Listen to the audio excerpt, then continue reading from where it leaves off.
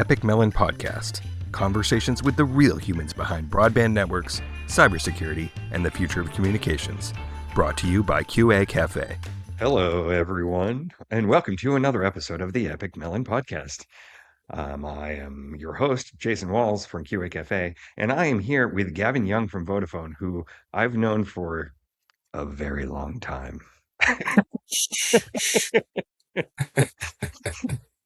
I won't tell if you won't, Jason. Yeah, I know. And well, so like we'll get into this. But like, it's as long as I have been involved with standards, I've known Gavin. So that's been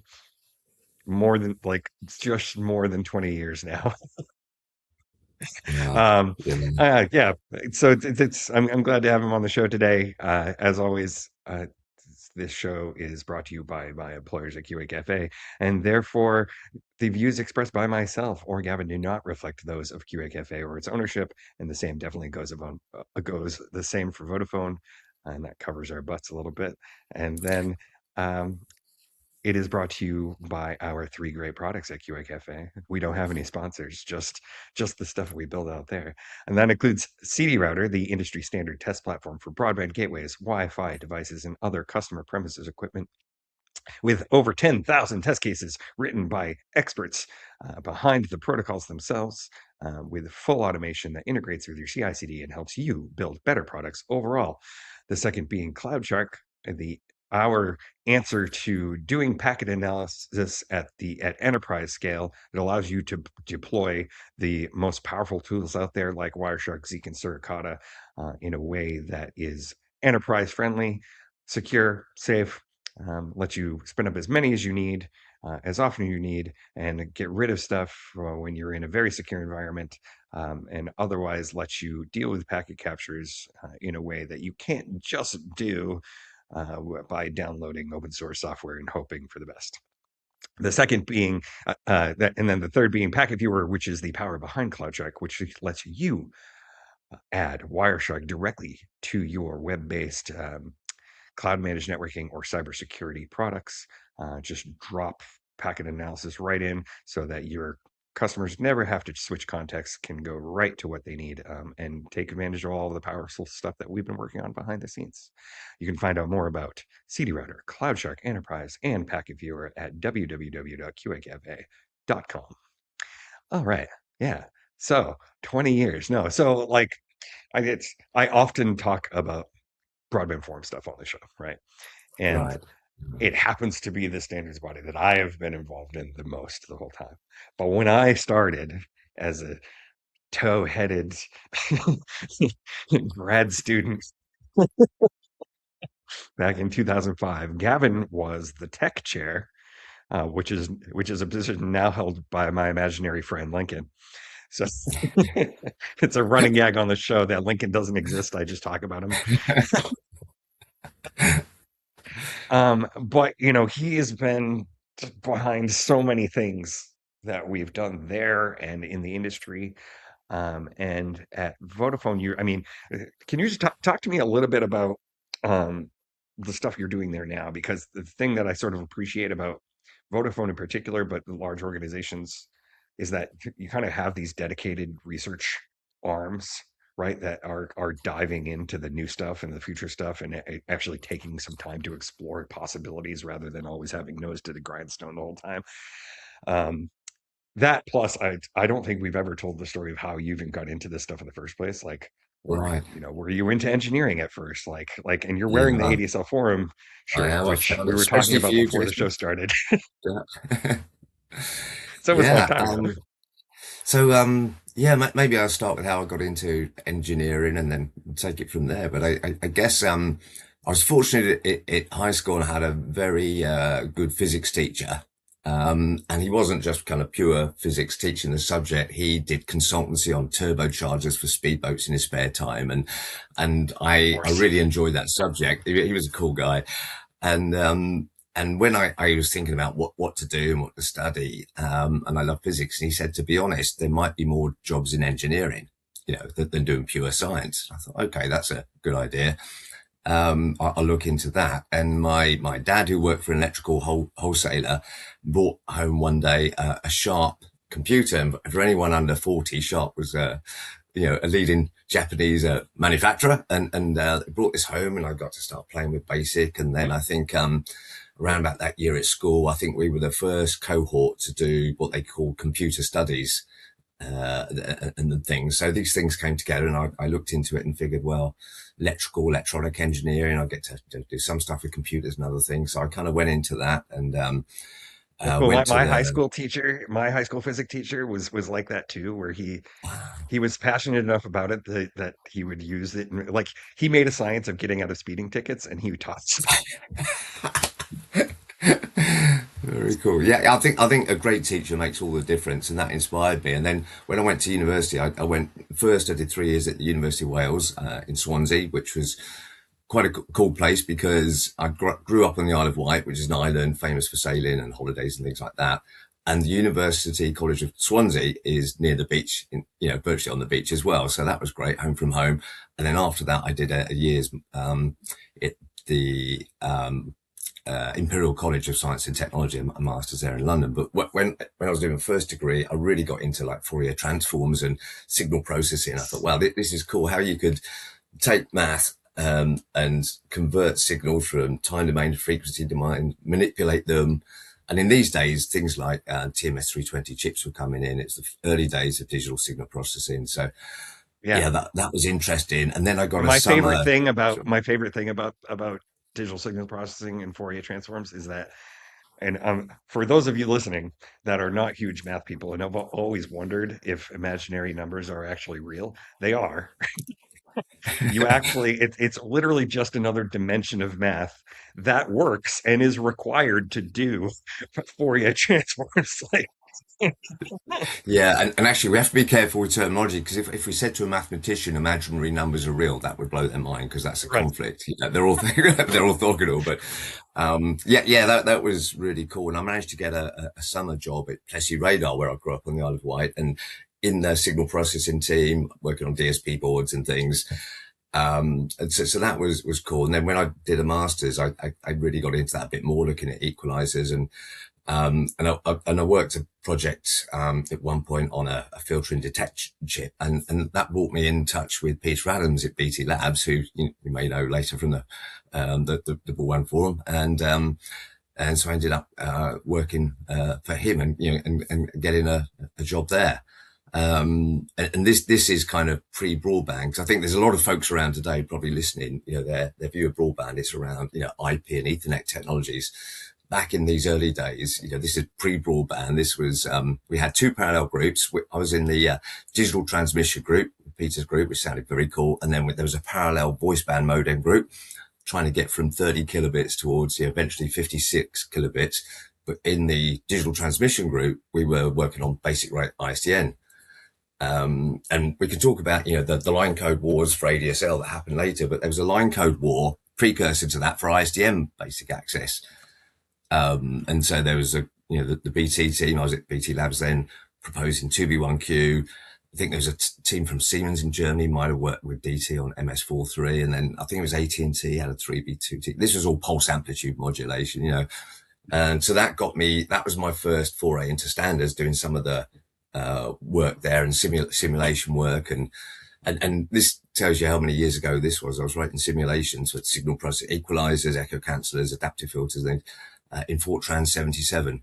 This was pre-C even. And I remember having to read Kernighan and Ritchie and getting to C, and, and then I worked at BT Labs and ended up running the copper access team, which, we segued from ISDN into HDSL, then ADSL. This is when the ADSL forum started. And then beyond, VDSL and the rest is kind of, brings us up to the present. And then more recently, the last few years, I've got more involved with Cable Labs as well. It was another excellent body and some great engineers there, and all the DOCSIS technologies and things. So I think throughout my career, although I did, prior to, from BT and then Vodafone, there was a couple of startups on the way. One of them, we ended up, doing all sorts of kind of, consulting bits and pieces. And then, Bulldog Communications was a local loop unbundler, and that was, rolling out networks there. So I did, everything from sort of engineering aspects, architecture, heading up product development, operations at one point, which is a great discipline. If for any architect, spend some time heading operations. It makes you a much better architect. I I imagine, didn't. right? I didn't appreciate the calls at 3 a.m. if the network's down and things like that, but it makes you really, think a bit more. Right, right, right. It helps you Um, understand what pain other people are going through if exactly you that haven't you done feel things because right. Yeah. exactly because when you're doing technology and strategy and architecture, as I focus now on innovation stuff, you need to sort of understand the implications of that. So I think everyone should spend a bit of time, in other phases of the life cycle, design, operations, test, or whatever, just to understand the implications of this, and then you will think more laterally and you know it definitely helps. And yeah, and then Bulldog was acquired by Cable and Wireless, which was acquired by Vodafone, and here we are. So and the team I look after in Vodafone, Fixed Access Centre of Excellence, we are very much at the front end of the life cycle. So it's the network strategy for fixed broadband. It's the architecture, the standards work with Broadband Forum, Cable Labs, etc. We've got a guy in the team, works with Purple Foundation as well, and it's across all those kind of technologies of not much DSL left now. It's going down. There's some left, but more and more fiber and cable DOCSIS, and working with our CPE team, to your passion around, it was TR69, now it's all USB. One of the things we put in the strategy several years ago now was we need to transition from TR69 to USB. And I expected to have to sometimes you make these changes and you put them in and suggest them, and you have to kind of, win over stakeholders, but people kind of got it straight away. We've got a great team internally that do a lot of that stuff in-house now. So yeah, and it's, it's kind of strategy, architecture, innovation, proof of concept Right. stuff, and then we downstream then to a much bigger team who do the heavy lifting on design, test, deployment, and then you hand over to operations. So yeah, broad remit, but always lots going on. That's cool. And it's like I said, it's like it's one of the things that I've always been thankful for, right? Is especially from Vodafone is having that vision so that, you know, it's not a situation where uh oh, what would be the official colloquialism for it, where like everybody else is waiting for everybody else to do something before Oh, anybody right. does it, right? Yeah. And you see that with almost any technology, right? Like we most recently seen it with Tier 69 to USP. But Yeah. I mean, think of any of those things. The very first question we all get is, well, how many people are deploying this? And it's like, well, nobody. If people keep asking me that question. Yeah. Yeah. Somebody has to be first. Somebody has to kind of Yeah, yeah, make the right. first step and try it, and go from the lab to technology trials, and then wider trials, operation, and then get it out there. And hopefully in our business that cycle time and that barrier is getting low, because as we shift from hardware centric networks and buying boxes and high cost, and you've got to get it right first time, is the as it gets more software centric, and virtualization and containerization and SDN control, and our ability to try things out and get to market quicker, there's lower cost of failure of getting it wrong, because some of these things you just roll back the software and try something else Right, until it sticks right. and sells. And a case in point is the stuff you've been doing around the CPE, the app enabled, home gateway, and these ideas. And it seems crazy that only a few years ago, and well, even more recently than that, that we wanted to put new functionality on a broadband router, and that had to be integrated with all the stuff to generate one image, and then we had to, before we could even remotely push it down, prior to that, we had to ask the customer to reboot their router and everything. What the hell? This is That should never happen ever. exactly. It's just so backward, and you think, well, I mean, one of the lessons I've been learning in a company like Vodafone is the cross fertilization between mobile and fixed and convergence. And you think, well, you never have to do that with a mobile phone, and we download an app and it just runs. Why can't the CPE platform be like a mobile phone? You just push stuff down, it runs. And I think with the containerization thing, we can do that now, and it's great. Right, It's great for right. customers, but as I say, we can. And with USP and all the work you've championed, Jason, you can target trials around how we want to spread it geography, or we want this segment, Oh and yeah, right. get some folks involved. You can trial things, and then you just roll back the code, and as I say, the barriers to entry, and also the partnering. In the past, when you had all these integration and test costs and that, you had to partner if you were looking to work with third parties with some pretty big players who had pockets and generate hardware and lots of code. And now you can partner with pretty small companies who've got great ideas, some great coders. Yeah, You work with them, you implement that function as kind of a microservice in a container, spin it up, bang. You know, um, yeah. much faster time to And market. it's So been I think, very cool because those little companies have like come out of the woodwork, right? Like they're all yeah, over the place now. It's like new people show up every day, and I'm like, "Who are you?" And I'm like, "Oh, yeah. that is a really cool idea." And they just like immediately dove into it, right? Because now they see that there is the opportunity to be able to finally be able to do that, right? Absolutely, and I think I've enjoyed um, not having to kind of fight as hard as I thought we might to say, well, can we onboard these guys? And think folks have been more receptive to that idea because it's software. And we've worked with some pretty small players, and I don't know if we name any here and what your rules are about things like that, but some pretty small players that have I really got I I great talk about innovative I talk ideas. about Domos now Cujo all the time. Yeah, well, So that's an exactly. example, right? Cujo's a case in point. Cujo AI now, and the guys there on what Wi-Fi quas and things like that. We've worked with hybrid access technology for bonding and backup and failover. And these are not two, 300 or multi-thousand people companies, but just people No. with cool ideas. And there's loads of others out there as well that we Or speak like to all and the work Wi-Fi with. sensing companies that Um, are coming out now too. Like yeah, there's tons of them. Like, and they all have, a different secret sauce. And I mean, as well as anybody else, the standardization process. But yeah. people still want to differentiate, but they're taking the initiative and getting involved now.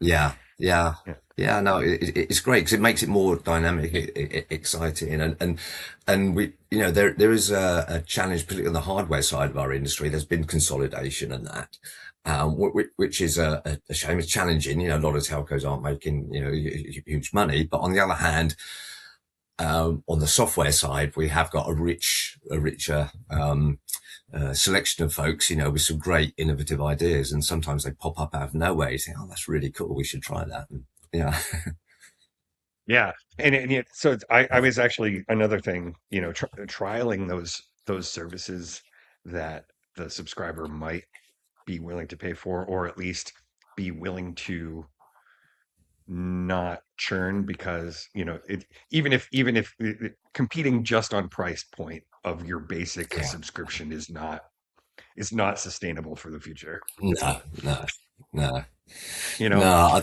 we're it's discovering that, and it's cool that you guys have been able to actually prove that that's true, and that there are some things that people are willing to explore and either and pay for or differentiate on, right, from a yeah. subscriber perspective. Well, and I think what's happened in the past is we've had this kind of one size fits all approach to broadband. It was all about speed. That was simple marketing. Mine's bigger than yours, so it must be better. That was it.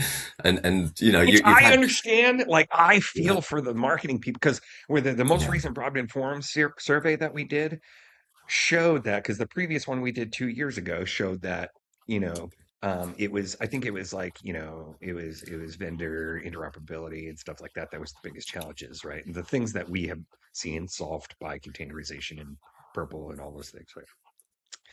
This time when we did it, they said the biggest challenge was convincing their sales and marketing departments to do it, oh, right? Because it was easy to say 300 is bigger than 100, right? yeah, yeah.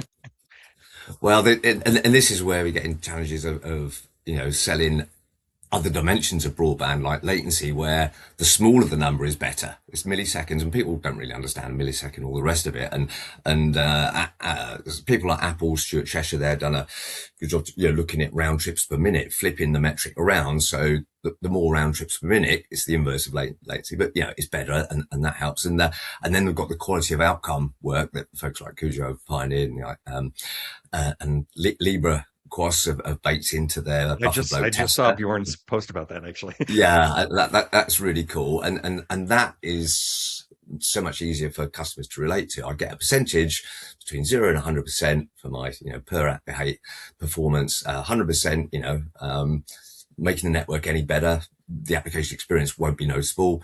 0% if it's non-functional, it's broken, and points in between. You get that relative thing. So I think it's great things like that It's out very there. cool. It's really good, but this one size fits all of speed thing, it was simple marketing. It worked for a while, and as Jason and others on your show have said, diminishing returns now. But what's interesting, we were, something like speed, or more correctly, throughput capacity, gigabits per second set. That kind of benefited everyone in the early days when you improved it, and now as we get this kind of software flexibility, that gives us the option to not think about a one size fits all. So that there are lots of product functionalities that only appeal to a niche. So, parental control, not everyone's got kids. Gaming, optimization, not everyone's a gamer.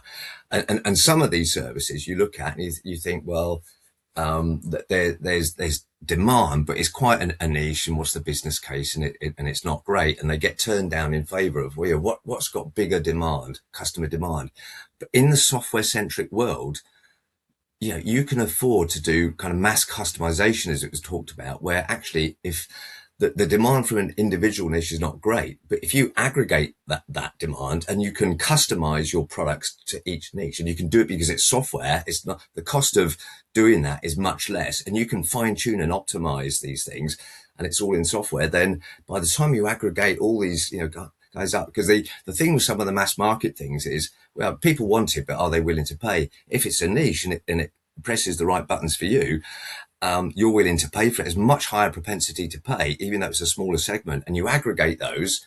And before you know it, that's the Right, path to right, growth. right, So, and this right. is all enabled by things like USP and containerization, and lowering the cost to be able to efficiently deliver products to specific segments. And with things like USP, you target where they are and all the rest of it. So, I think we can do a better job for our customers in this brave new software centric world. No, that's really cool about the scale thing, and it comes up in so many markets, right? And coincidentally, it is sort of the shining example of what the internet has done for commerce in general. Is that if especially with things like Amazon now, I'm just using this as an analogy. Like if you as a person personally want something that's very niche in the past, you probably couldn't get it. But Yeah. now you are suddenly connected to everybody else who might also want that. That the person providing it is like, oh, I see. There's not one person that wants this. It's actually a million people who want this, right? Yeah. Yeah.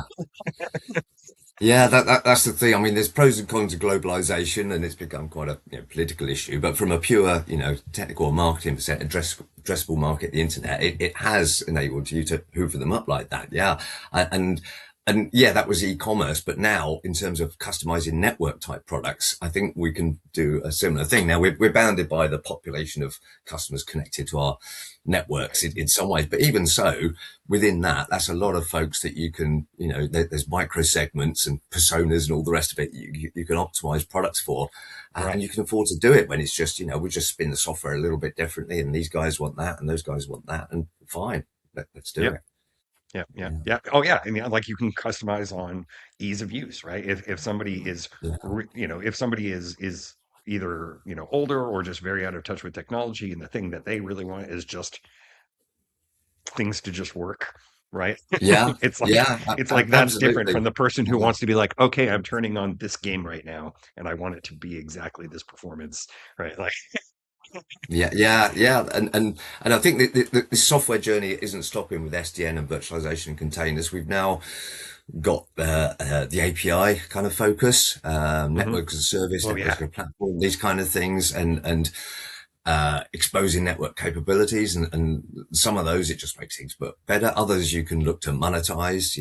There's a lot around at the moment, a lot of traction around the ones to do with, particularly in the mobile space around, anti-fraud and uh, identification and all this kind of, integrity and things and people like banks are prepared to pay for that kind of thing. But I think, in broadband, there's the quality of outcome type measurements you can expose to, application developers potentially, or quality on demand where you close the loop and turn on QoS mechanisms, perhaps if they're needed. And, there's kind of Wi-Fi security stuff we've looked at. And, there's a whole bunch of stuff in that space. I know you and I have chatted in the past about energy fingerprinting, Hmm. and I think one of the things that's kind of interesting in this space is a lot of the time when we work together in the past, we work on, say, broadband CPE, and you look at how you manage the CPE, and you think the customer's in the house and there's a family in the house, and that's the bound, and they're all hanging off the end of this broadband line, and that's your kind of perspective. Yeah. Yeah. But when you've got a management system like USP, and you think you've got your back end analytics, you think actually we've got, millions of these customers. You get, customers to sign the, consent and all the rest of it. There's certain amounts of, information you can and can't use, and you can anonymize things. But there's a whole opportunity for the back-end APIs where anonymized but in aggregate things like, the energy fingerprinting we talked about, and energy companies understanding where demand's occurring, how that correlates with the weather, whereabouts geographically, how they manage the load on the network. They don't need to necessarily know individuals. Now, if the individuals want to share their information, and the energy company can then customize a tariff or a proposal for Right. them, or whatever, they can do that kind of thing. If the customer's willing, if the customer's not, that information in aggregate anonymized is still useful. And the same comes with certain security information, again, anonymized, where certain threats are and things. There's that whole opportunity of looking beyond the boundary of the household and that family unit to the wider customer set, and you get a two-way business model. You got the end customers, and then you got the API and potential for revenue there, which broadband operators need revenue growth at the moment, and that Right. two-sided that creates other opportunities, and a lot of it is based off the management of the CPE, but the analytics, and that's a huge growing area in our industry. The amount of telemetry and with bulk uploads, and you've been involved personally in this, and notifications when parameters change, and there's just so much more we can do intelligently now at the back end system. So give the insights, find out where problems are, root cause, hopefully Right. before the customer knows. And then beyond that, we're now into the era of machine learning and AI agents and self-optimizing, self-healing. And it's funny, when you talked about visions and things earlier, we did that strategy exercise. I guess a lot of folks do, at one point when you're thinking of strategy in the future, it's like write the headlines that you want people to read in 5 years' time. And that's, Yeah. your vision, and I think folks like Amazon do this, and I remember, tapping a pen on the chin thinking, right, simple headline, impact. I said, we want to make the network invisible. And I thought, well, that's going to grab the attention. I said, what do you mean by that? I said, well, our job is no longer to make the network faster. That's not making a difference. It's to make the network invisible so that customers, when they're on their smart TV or their phone on the Wi-Fi at home, they don't realize there's a network between them and the content, the application server. It's just invisible. And that puts it under that whole envelope, speed, latency, and also now it's automation, and self-healing and self-fixing. So yeah, things broke,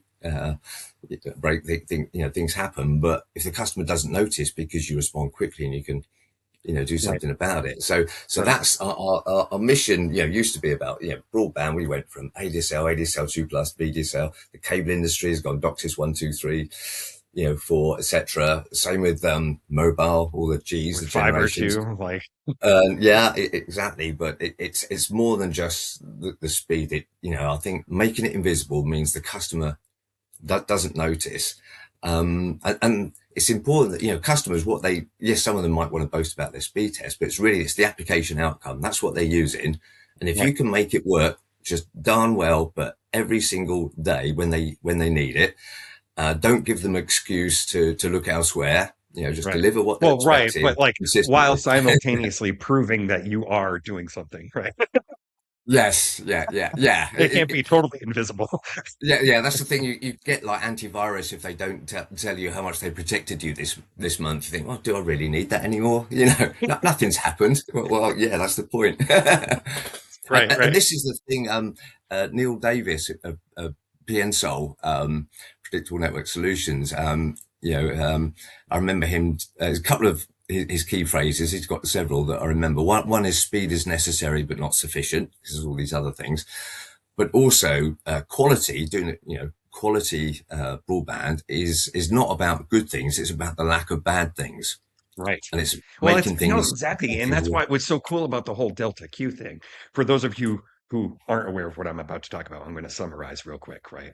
And what Gavin is saying is that rather than, and this is something that you would do in um, any sort of measurement of the quality of something, that you don't want things to go to infinity. That's impossible, but you can bring things as close to zero as possible, right?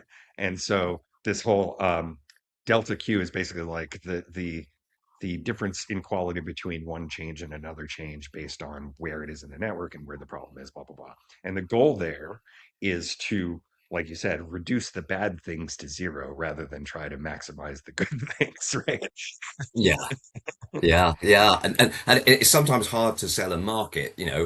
Nothing's going to happen with nothing Yeah. bad, Right. and it's Well, I another mean, way of yeah, being. I've seen some companies start to spin it this way, right? And Yeah, they are, right? The language is changing. Like the number of times that I have seen some of the bigger operators say most reliable network rather yes, than fastest network, yeah, right? yeah. That's good. It's like That's good. Yeah. that's what I want. I never want to be screwed if I Yeah, really need yeah. something, you know? I think we just need the marketing folks need to work a bit harder now than oh, we got a bigger number for speed, job done, I'll go down the pub. It's now you Right. have to think, well, how do you sell latency?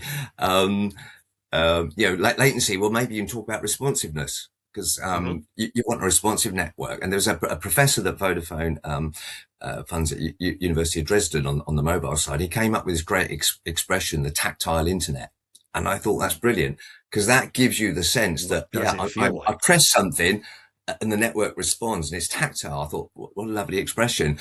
And that's, important. Obviously, real-time services, interactive services, you Right. need that kind of thing. But if we use these kind of words, tactile responsive, instead of latency in milliseconds, people might start to get it. And interesting, just an aside, we talked about Neil and PNSol just now. One of the guys he had working with him, Jim, in a past life, he used to work as setting up for professional gamers, the environment where professional gamers were coming in, they had to have the same, set up the same devices, LAN connectivity, same distances, cabling, everything, to make sure it's fair. And this was his job for a while. And he was telling me that there was one session where, and these are guys who, girls who play games, 8 hours a day or whatever for money. And there was one instance where a guy was, yeah, it felt good. But there was this point in the game I felt something maybe wasn't quite right, but then it pretty dropped off pretty soon, whatever, and it was fine. And afterwards, this guy went back and looked at the logs and so on, and there was literally a 5 millisecond increase in latency at that point. And this guy could feel it. I think, how is that humanly possible? We talk about 20 milliseconds motion to photon for metaverse type things, and that definitely works because I've made myself feel sick with headsets, but you know, Yeah, yeah. but for somebody, okay, that's not a normal human being that's somebody who just does this day in day out, and the fact that they could feel 5 milliseconds, I thought, well, is that bionic? Well, That's no, something but that's super. what's so cool about the use case differences. And what I was thinking before about what you were saying about the mass telemetry thing is that I mean, everybody imagine for a minute if this was 4 years ago, right? 4 to 5 years ago, right when COVID hit, right? And we didn't have we kind of had this technology then, but it hasn't really been widely deployed until more recently than that, right? Mm, Like, and what was like almost overnight, the use case of everyone had for the internet changed, right? And all yeah, of a sudden, we now had to optimize for bidirectional communication, right? For web yeah, conferencing, for all of these things that the internet is not optimized for, by the way. yes, yeah, yeah, Um, yeah, and yeah, imagine if we had that technology then to be like, oh, this entire span of the world is now trying to do this thing. yeah, We are going to reconfigure everything automatically. You don't even see it yeah, happen to now 10 million people are trying to run the Zoom. okay, now things are made for running Zoom right now, right? Yeah, yeah, yeah. No, I think, and this has happened before. These paradigm shifts. Yeah, we've seen transient things like when Pokemon Go took off, and suddenly Oh everyone's running man, around doing augmented reality outside, and that kind of came and went. which But is really even interesting about Pokemon Go because that was a long time ago, and yeah, they wrote the game knowing that it like I'm talking about like mechanics choices, right? Mechanics yeah, of the game and the things you can do and the way they had you do them. None of them are real time. They're not, right? Because they are a little bit. They feel real time, but the consequences are not, right? So like whether you win or lose has nothing to do with real time because they knew that that wasn't possible, right? It might be different now, oh right? Right. But like wow, the way battles work and all that stuff, none of it is real time. And so yeah. because they knew that that wasn't going to be possible at the time, but now, Yeah, well, it kind of worked. It got traction. People enjoyed it, and yeah, and I think a lot of folks forget. I was talking about nowadays it's all Ethernet and IP, and back in the day we had T1 E1 and 45 meg E3 and Sonnet and and Sonnet and SDH before we even got to ATM before Ethernet. But the early use case for broadband, it wasn't the internet at all. It was video on demand, and this is pre Netflix. And I remember, I was working at PC Labs at the time, and that's when I got first involved with T1 E1 and standards there, and the whole line code battles. I think the DMT modulation was chosen for ADSL. I think it was 1993. Um, but we were focusing on video on demand, and it was, I remember when we first got that going, and we had this massive debate about should we go for 1.5 or 2 meg. And this was obviously standard definition video, no HD then, because the trade-offs were, well, they're both kind of US uses T1 systems 1.5 meg, and Europe we had E1 2 meg, and the trade-off was, well, with DSL 2 meg you're going to get a better video quality, but it won't go so far on the copper, so you can't sell it to as many customers, and it's a yep, trade-off. And in yep, the end, yeah, we went for 2 meg coding there because of the video quality. But these kind of things, you wind back now, and one of the reasons the ADSL forum started was we were all bit pump guys in those days. We were all looking at bits. It wasn't packets, it was bits and bit array. And we were trying to, think, and then somebody thought, well, what are we going to do with this bit pump? And then, folks like Alcatel at the time, now Nokia, came up with the DSLAM idea and, how we could scale this, and, the rest is history. But it's interesting how some of these things that you learn in engineering and networks, how I guess I've been around 40 years in this business now, so you start to see certain things come around again, hmm certain cycles. And a few examples. When you first learn engineering, you learn about impedance matching, because transmission, to get the signal to the other end, you want maximum transfer of power, and any discontinuities, if you've got an impedance mismatch, some of the signal is going to get reflected, so you're not going to have such a strong signal. And similarly with optical engineering, refractive index matching. And nowadays, when we're getting away from the physical layer and looking at the packet layer, it's about matching buffer sizes and egress bursts. The discontinuities are where you get a speed change, going from the backhaul to the right, final mile access to the home. Now, where you get these speed changes, and counterintuitively, if you increase the speed, you can make things worse, right, because it right, right, means right, it can send packets faster. It overwhelms an ingress buffer at the next hop, and packets drop on the floor. So right, instead of the maximum information transfer, it's not just signal power. It's about making sure the equivalent to reflected energy is dropping packets, I think, and instead of accruing signal attenuation, you accrue latency.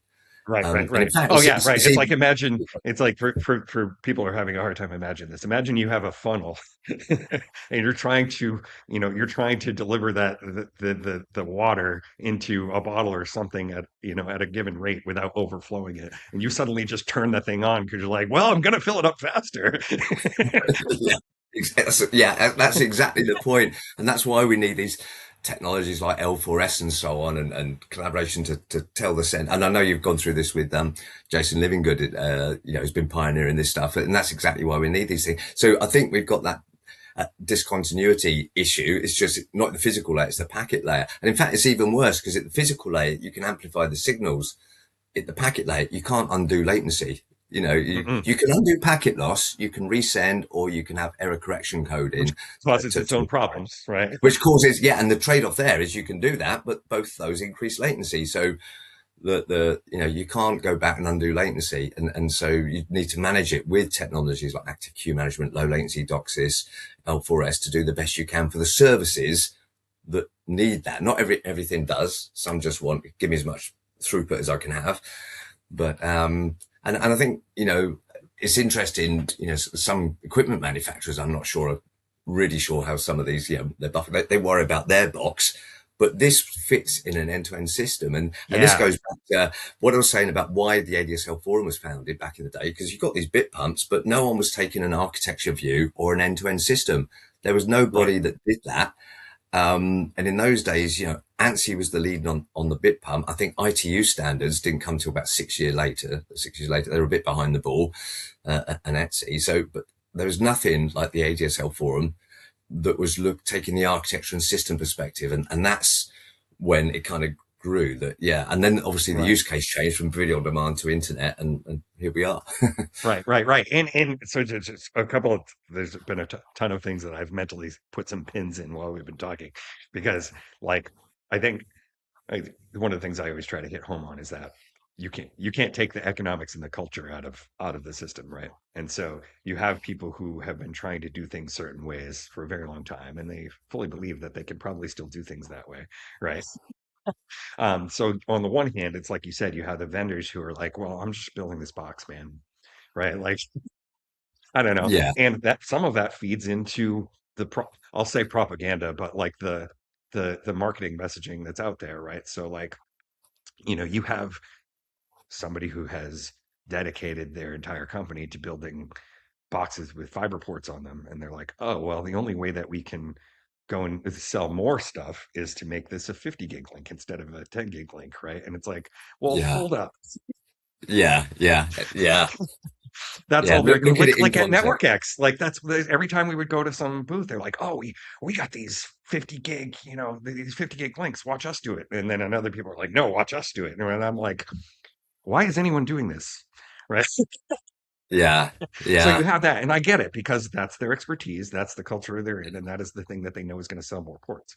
Then on the flip side, you have the people who build applications for the internet, or the people who build applications and then are like, oh, let's do this over IP, and have no idea of the consequences that they're getting into. yeah, And the fact, like we said, the internet itself, especially and the links, and especially Wi-Fi, were never built for most of the use cases we're trying to use it for today.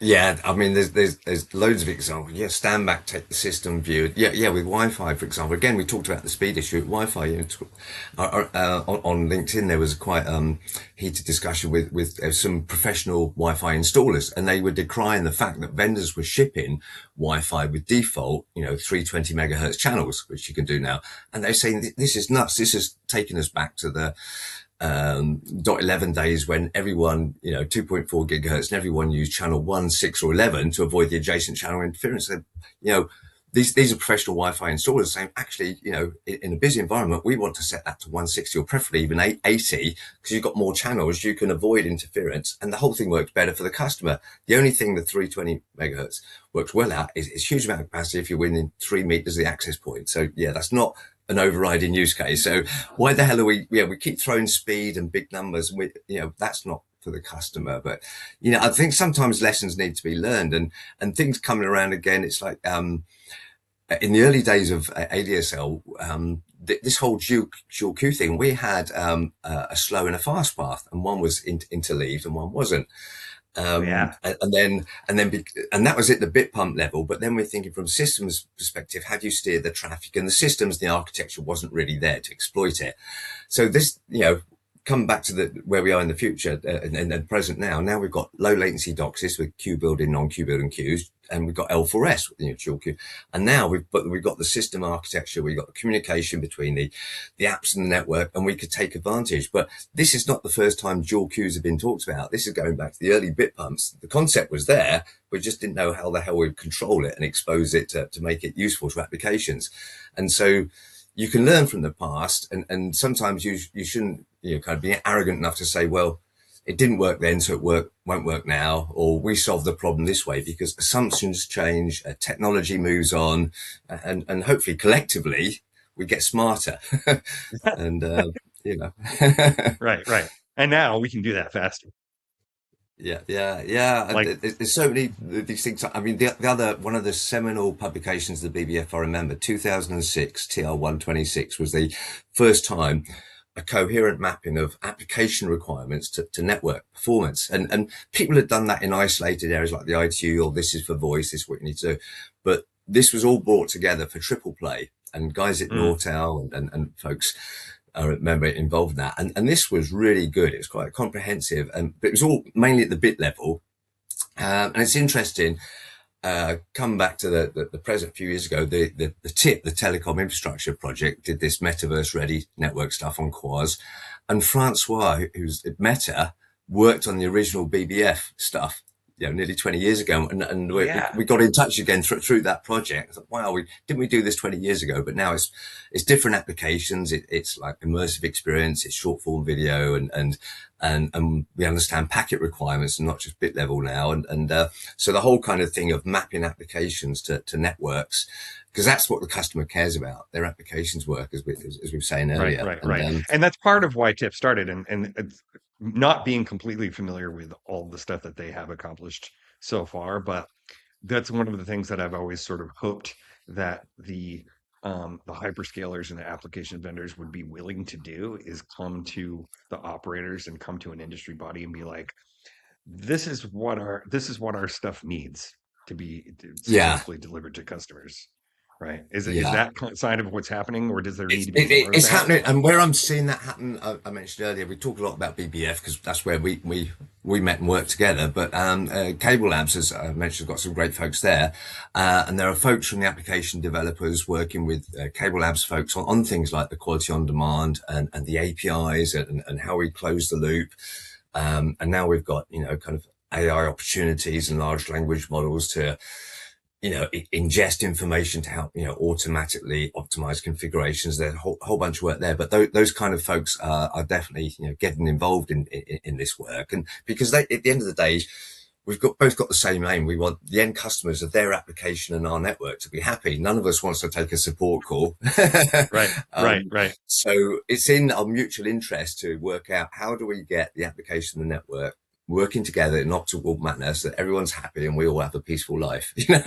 Right, right, right, right. And one of the things that I really, really look forward to is the consumers understanding that that's happening and have a little bit more awareness of the fact that the network is so responsible for everything that they do that they I don't want to say I'm not trying to say that like they should care in the sense that they need to have a finger on it or be doing anything about it, but at least to Yeah, be aware that the CPE they have and the relationship they have with their operator and that entire process is is happening and is so important to everything that they do that it is something that they should consider in terms of the value of their stuff, right? yes, yeah. You miss it when it's not there. That's for sure. Yeah, yeah, yeah, yeah. As Or like you anyone with said, teenage kids will know. oh yeah. Well, that's so funny. The what is it? The I used to talk to Rhonda about this all the time. It's like the primary use case of broadband is teenage kids, right? Yeah. Like if you ever need to know whether or not something, your measurement of whether something is working or not is just, there you go. Yeah. But maybe that should be like an ITF metric or something that the response time of telemetry and alarming before something happens has got to be quicker than your teenage kids screaming at you. Right. I love that. We're gonna. And That's it. That's God help all parents if they can sense the point where a 5 millisecond difference is going to, annoy them, because then we've got bigger problems to worry about. right, right, right, right, right. And if that's the case, you should probably plug your computer in with a physical Ethernet cable. I'm just saying. Yes. Yeah, Cool. All absolutely. right, man. Thank you for doing this. It's No problem, Joe. It's it's been good to our catch up. our Been too ships long. our ships cross less often now than they used to, but I Yeah. I look forward to when they do. That's for sure. Yeah, absolutely. And remember, if you ever want to give up your day job in technology, I know what a damn good karaoke singer you are. Ah, I've seen you in I action. So I don't know. I don't know if I should quit my day job for that, but whatever. for the It audience, is this man has got a hell of a voice, especially after a it is couple of my beers. favorite thing, that's for sure. Yeah, very good at it. Very good. Yeah, thanks. And then for those of you out there who have never done it, the very first rule of karaoke, I will tell you, is that there is always somebody who's worse than you are. So there's no reason to not try it. If you're worried about being terrible, I promise there's somebody more terrible than you are. Oh dear. Uh, Very cool. good. All right. Thanks, Kevin. So Kevin knows an awful lot about these things. So if you have any questions for him and you want to drop them in the comments on YouTube, please do so because not only do the algorithms love that stuff, but that's our best way to have these active, ongoing conversations. Yeah, let's Um, keep or on debates LinkedIn. going. Yeah, yeah, that works too. Yeah, yeah, happy to Um, keep them and do going. subscribe to this podcast if you haven't done so already. Click on that subscribe button, or do it on your podcast platform or on Apple or Spotify or whatever you're using to listen to this. And it's like I said, I love to have people who are passionate on this show because I really believe that it's like a bug in the back of your brain that makes you really, really, really passionate about this stuff, right? So it's like, as I always say, own the nerdy things that you love and have fun doing them.